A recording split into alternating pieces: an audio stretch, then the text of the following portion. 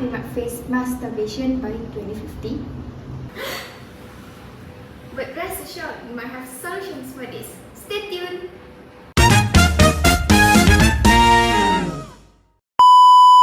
Hey everyone! Welcome to our podcast where we decode biotech for a better world.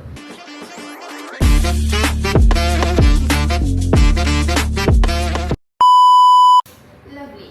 So today we're going to dive into something super cool, which is how genomics and proteomics basically help build sustainable and climate resilient agriculture. But first, I want to share a fun fact if you guys don't mind. Yes. Okay, so listen. I've read somewhere that in parts of sub-Saharan Africa, communities once faced by drought and crop failure causing food shortage. But with the help of genomics and proteomics, drought-tolerant maize and virus-fighting cassava were developed, improving food availability and the farmers' income. What does it mean? It means that science didn't just boost harvest, but it's actually brought food security, resilience, and hope to a certain community. A powerful proof that biotech can fight the hunger.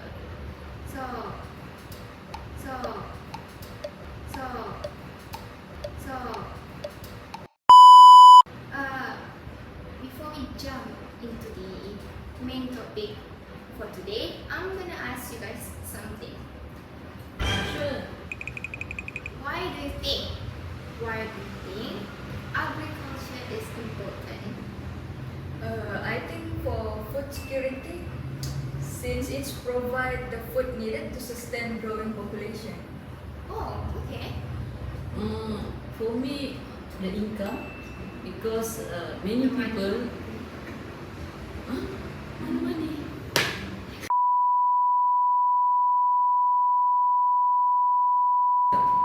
Because there are many people rely on it to make living, especially in rural area. Oh, so money. Money, so it is also can boost the national economy. Oh, okay. I would say it keeps nature in check, taking care of the land and environment. I see. Great idea, you. I'm gonna start today's topic by explaining functional genomics and proteomics in agriculture, which is basically understanding what genes and proteins actually do in plant, especially under stress like heat or drought or pest attacks, and see which genes turn on or turn off. That is actually for the functional genomic tools. So from there, we can either breed or engineer crops to express those genes better. Wait, that's actually amazing. Right, and proteomics actually takes it to the next level by studying the protein, the actual molecule doing the works. Because sometimes it's actually, you know what? Sometimes it's not the gene. Sometimes the genes are silent, but it's actually the protein that doing the how it falls, how it functions, how it works, how it interacts with what it interacts. So here's the deal: when the plant is under stress, the protein profiles actually shift. So proteomics allow us to catch that earlier, so that we can act faster.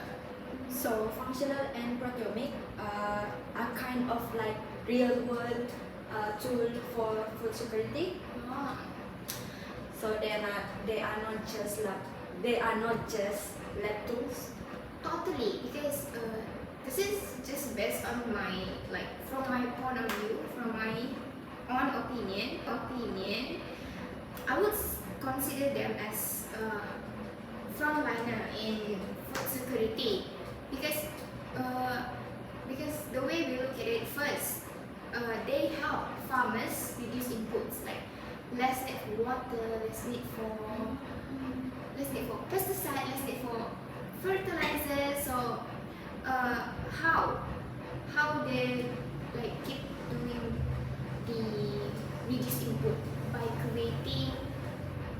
creating salt-tolerant maize, creating a drought-tolerant rice. So, bottom lines, save both the money and the soil. Also, with the genomic tools, we can preserve our lovely Mother Nature, the biodiversity, by identifying and protecting the natural resilience local crop. It's a smart farming, I would say. Smart farming. Smart farming because basically growing what works best in each climate. Yeah, because plus with climate change, right? The sudden weather change, the extreme weather events, these tools allow us to breed crops that can adapt faster compared to traditional methods.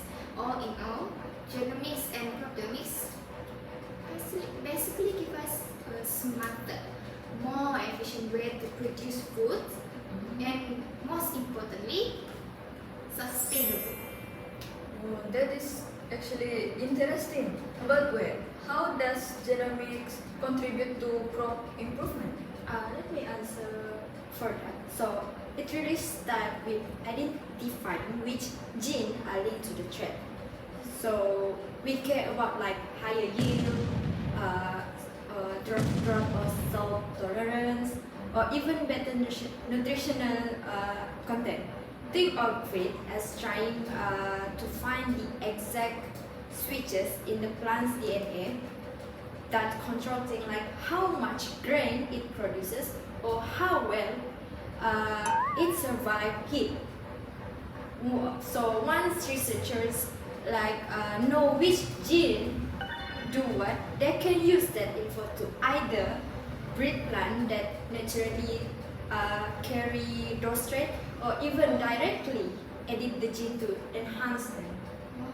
So it's kind of like having a GPS for navigating crop improvement.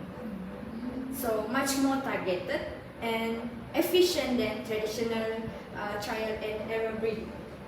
Oh, so how about tools? What kind of tools are you talking about? Oh, so that's a really great question. So one of the classic tools is marker-assisted selection. So this one helps plant breeder track useful gene in a population. So like if a certain gene linked to drought resistant, they can use DNA markers to find which seedling have it before they even grow up.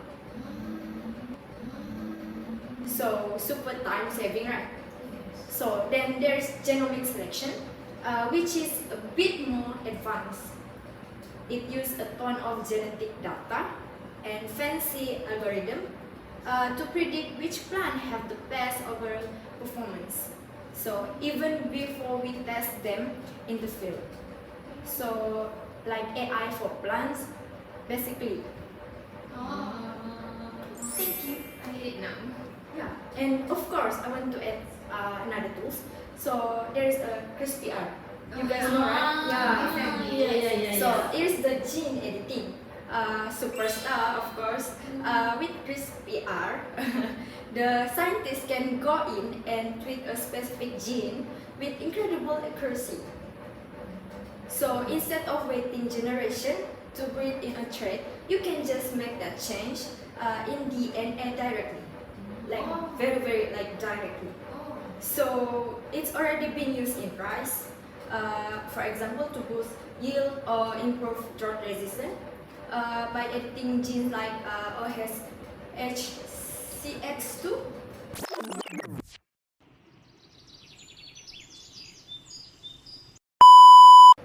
So pretty powerful stuff, right? CRISPR, right? Yeah. They are great tools actually. Yeah. So, what about fighting the pest and the disease? This is where it gets fun. So, Tell us. So we can actually use genomics to see how pathogens interact with the plant's immune system by looking at the DNA of both plants and the pathogens.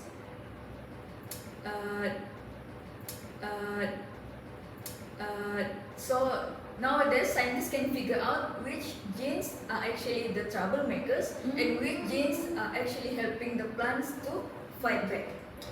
So, Okay. some plants have these resistant genes that act like the tiny security guards for the plants. So when a pathogen tries to sneak in, then the genes will launch the plant's defense mode.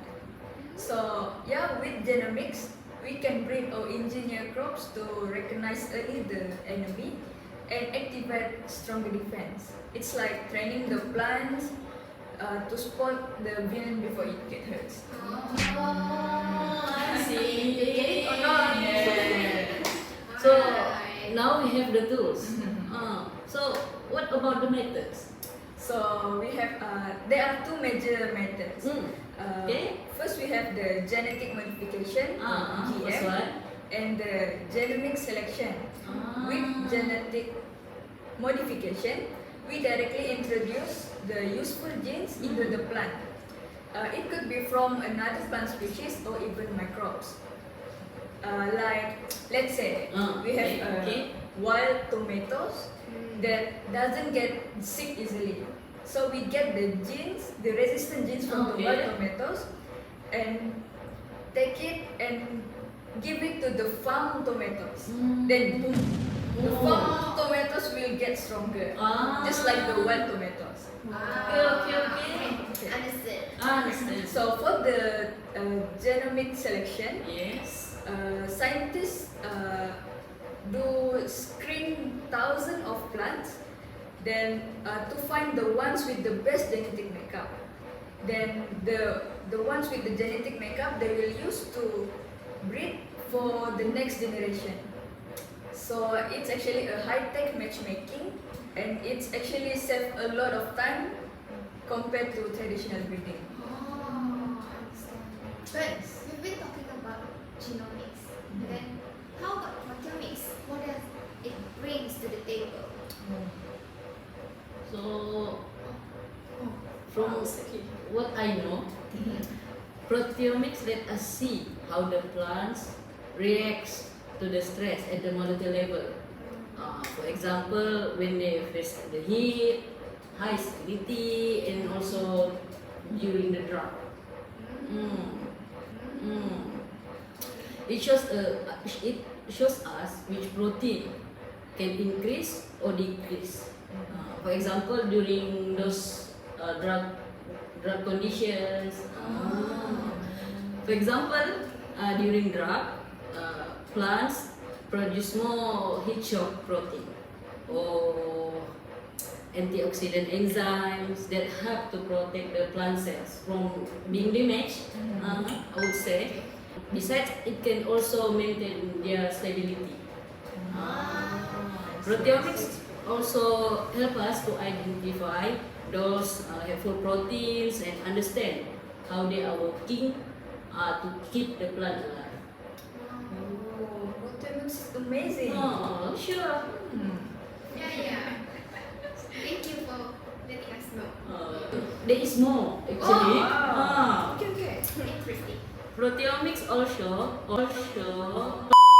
also show us small chemical changes in protein called post-translational modification.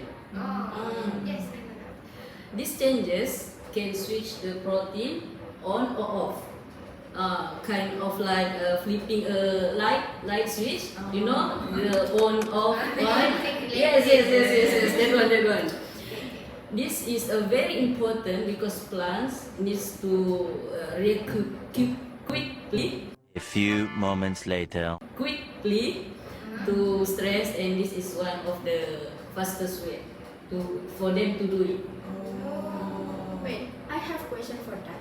Can proteomic also improve the food safety? I see, for the food safety. Yeah. Of course. Proteomics can plays a big role to make sure that our food is safe. It helps scientists to analyze all the protein in the crop, which is super important for us to checking it is if the food is safe. If the food is safe, does not safe, you want to eat? No, No, of course no, not. that one. This is a very important tools. For example, it can detect the harmful proteins like the allergen or the toxins that might cause the reaction to the sensitive people. Very meaningful insights today, and from what I've heard, we might not stop by 10:50. Okay, folks, we reached to the end. Before we end it, final thoughts. Why do you think people should care more about genomics and proteomics in agriculture? As we can see, because the climate change is already here. Oh yeah. So these technologies will give us tools to adapt. Okay. And I think they are helping like to help us build better crops. I think for more safer can also make the food more nutritious for us. Genomics and proteomics can helping us to grow more food with better traits and fewer risks. It is science working silently behind the scenes, but it is shaping the future of our agriculture and also for the food safety. Look that. Yes. So science serving the people and the planet. Yeah, The planet.